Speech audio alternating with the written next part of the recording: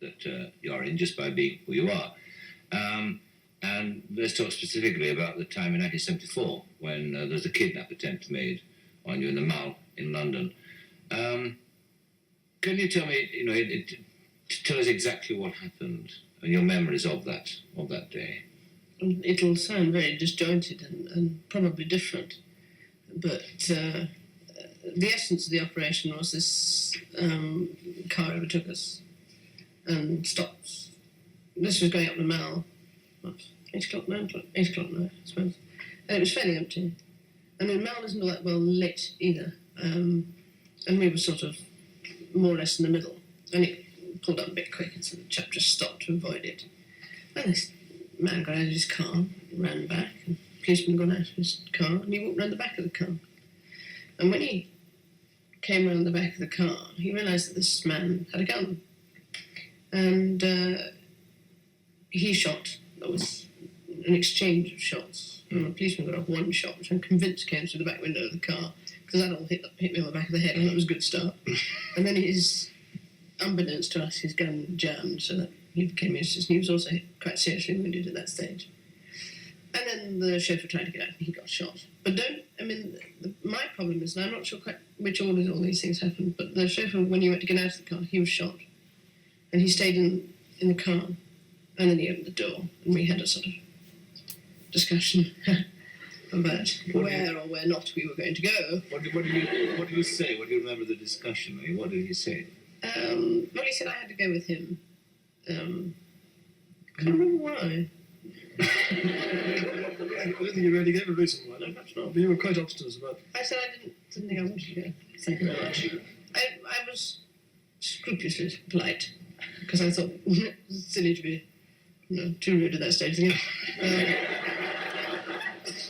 We had a fairly low-key discussion about the fact that I wasn't going to go anywhere. And wouldn't it be much better if he just went away and we'd all forget about it? Which was, as it turned out, wishful thinking. And this discussion went on a little bit. Now, this discussion was interspersed with occasional bursts of activity from elsewhere, one of which was a policeman who sort of heard popping noises, and somebody told him to go and look. And he wandered over and literally tapped this man on the shoulder, because I don't think he realised that it was gunshots. And he got shot, wounded, not fortunately seriously. And then we went back to having this rather sort of tedious discussion about not going anywhere. There was a member of the public that came to look as well. Well, there was, on my side of the car, there was a gentleman who'd obviously been walking down the far side of the Mall, and he walked all the way across the road, and he looked in through the window, and he went, so it is. And he turned around and he walked all the way. Went off down the Mall. I may not be right about the time scale, but that's just like a sort of photograph. I can see him doing it. And then off he went. And then it got slightly rougher, didn't it, at one stage, because we did, in fact, when he shot the policeman, we managed to close the door. You eventually got the door back open again. He got the door back open, but in the process of getting the door back open, the back of my dress split from top to... all the shoulders went out of it. And that was his most dangerous moment.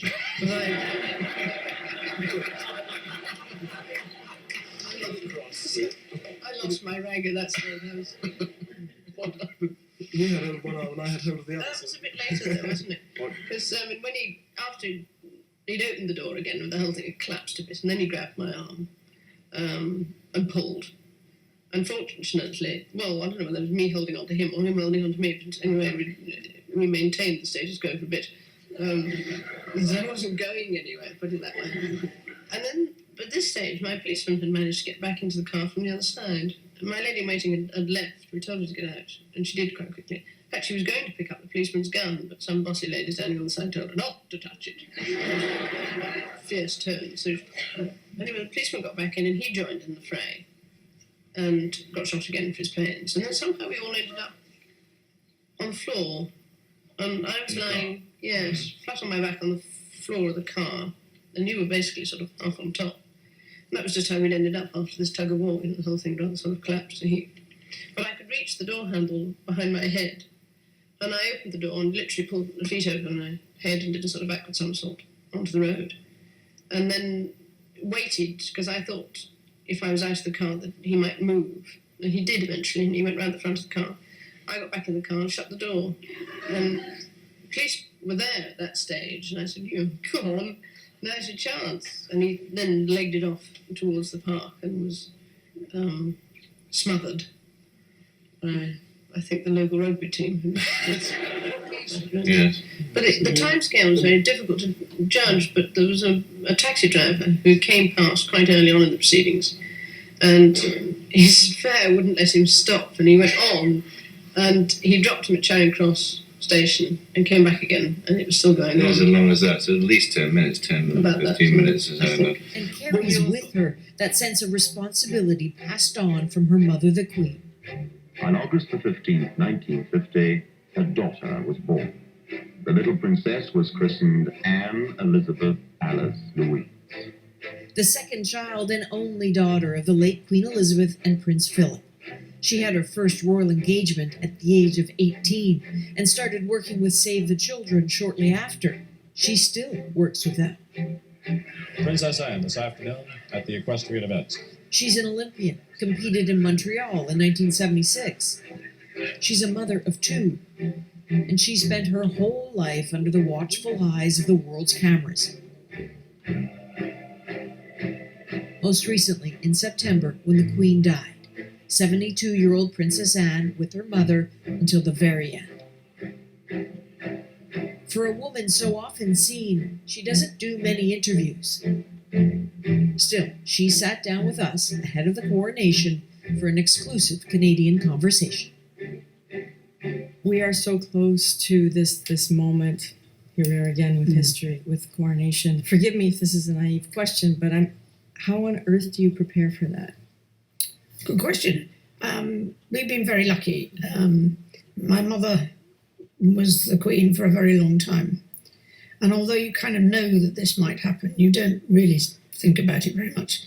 Not least of all because the monarchy is about continuity. But I think for my brother, this is something he's been waiting for.